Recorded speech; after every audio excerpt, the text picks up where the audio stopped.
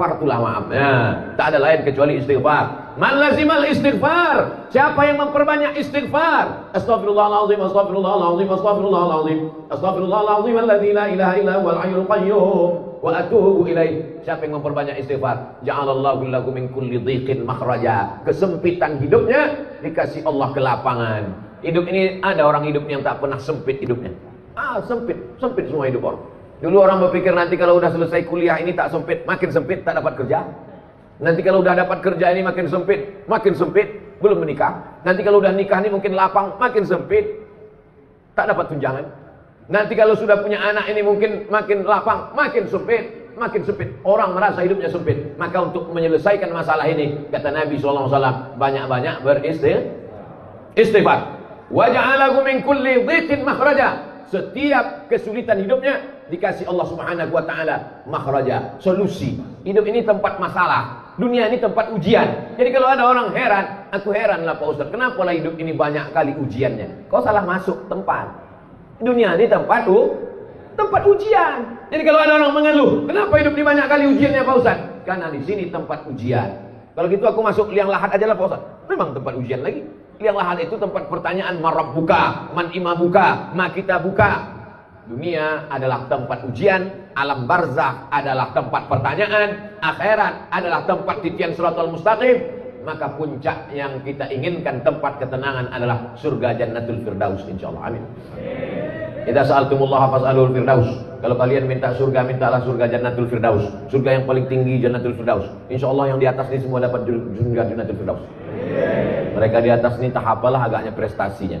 Bisa pula dia lebih tinggi dari kepala kita, bayangkan. Baik yang dimuliakan Allah Subhanahu wa taala, tidak ada larangan masjid lantai 1, lantai 2, lantai 3. Seandainya masjid itu tidak boleh lantai 1, lantai 2, lantai 3, tak akan ada Masjidil Haram sampai 4 lantai ke atas, tak akan ada Masjid Istiqlal tinggi menjulang ke atas. Artinya mereka bukan tidak hormat, tidak sopan, tidak santun. Memang masjid ini sekarang ke atas, karena kalau ke samping mahal pembebasan tanah-tanah. Tapi masjid ini memang ke atas, ke depan perlu lantai atas. Lantai paling tinggi di atas tempat convention hall, lantai keduanya tempat orang pelatihan, pertemuan di atas, pelatihan, supaya apa? Setiap tempat itu efektif.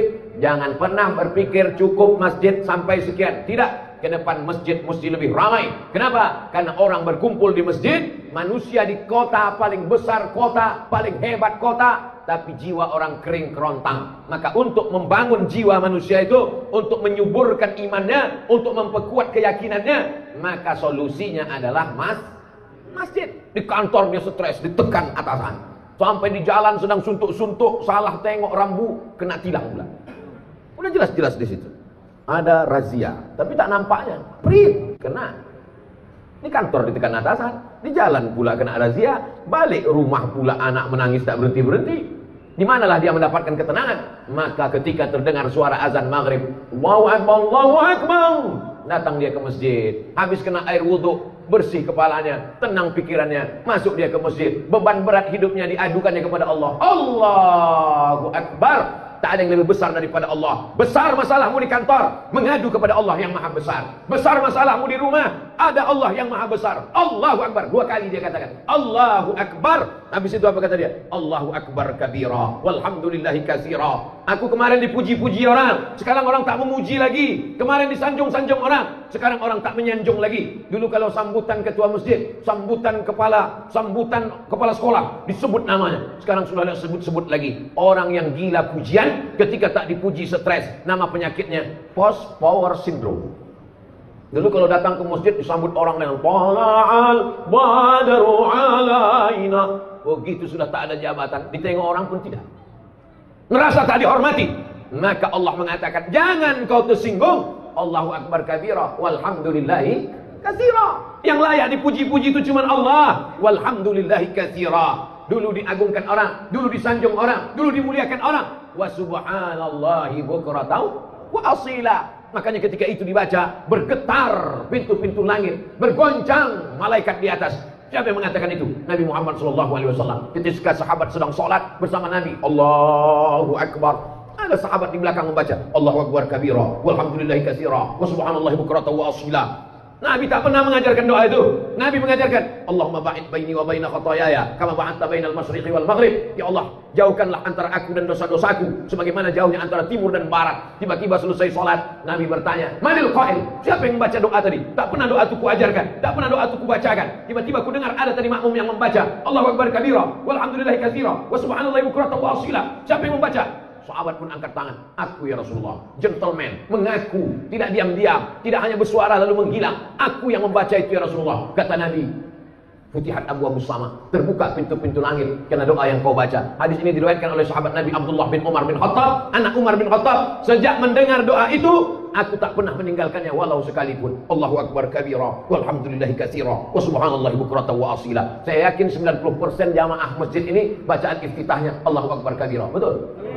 Kita bacanya dari kecil, saking kan hafalnya sudah, tak ingat kita entah kapan kita bacanya. Lajunya kalah Valentino Rossi.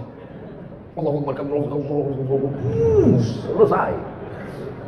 Salat adalah perenungan, salat adalah khusyuk, salat adalah kesadaran bahwa kita sadar kita sedang berhadapan dengan Dia, bukan berhadapan dengan tiang, bukan berhadapan dengan dinding. Salat adalah kita berhadapan dengan Dia. Siapa Dia? Wajjahtu Dia, kuhadapkan wajahku. Aku bukan menghadap gubernur, aku bukan menghadap presiden, aku bukan menghadap menteri. Aku menghadapkan kepada Dia yang menghidupkan gubernur, yang menciptakan presiden, yang mematikan pejabat-pejabat. Yuhyi wa yumit wa huwa ala kulli syai'in. Wajjahtu wajhiya lilladzi fatara as-samawati wal arda hanifan musliman wa ma ana minal musyrikin. Inna salati wa nusuki wa mahyaya wa mamati lillahi rabbil alamin. Kalau sudah kita serahkan semua urusan kita ke Pak Kades, insya Allah selamatlah KTP kita. Amin. Kalau sudah kita uruskan semuanya ke Pak RT, ke Pak RW, ke Pak Wali, insya Allah selamat. Kalau orang begitu yakin urusannya diurus dari mulai RT, RW, Kades, Kadus, Wali Kota, Gubernur, kenapa dia ragu kalau urusannya diserahnya kepada Allah Subhanahu wa Ta'ala? Orang yang bingung dengan urusan dia, padahal sudah diuruskannya kepada Allah. Orang yang bingung dengan urusan dunia, padahal sudah diserahkannya kepada Allah. Sama seperti orang naik pesawat, dipeluknya kopernya. Naik dia ke pesawat, dipeluknya kopernya kuat-kuat. Datang pramugari tanya, Pak, kopernya di atas aja. Enggak, aku takut jatuh. Apa pula kau takut kopernya jatuh? Kau aja pun belum tentu selamat sampai tujuan. Tapi kalau sudah kau ikatkan safety belt, sudah kau ikatkan, apa namanya kalau kita naik pesawat itu? Nah, ikat pinggang.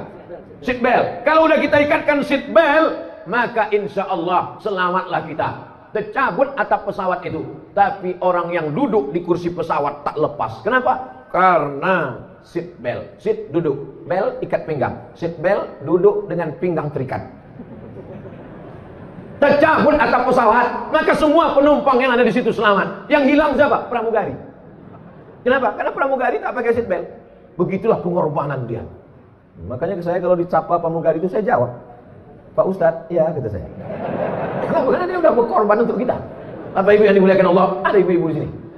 Masya Allah, tabarakallah. Ibu-ibu sebetulnya tidak sholat ke masjid, tapi karena ada pengajian, karena amanah, perempuan sholatnya di rumah, di dalam kamar, di dalam tempat yang sempit. Sekarang ada orang melarang, jangan sholat ke masjid, perempuan jangan ke masjid, tapi ke mall boleh.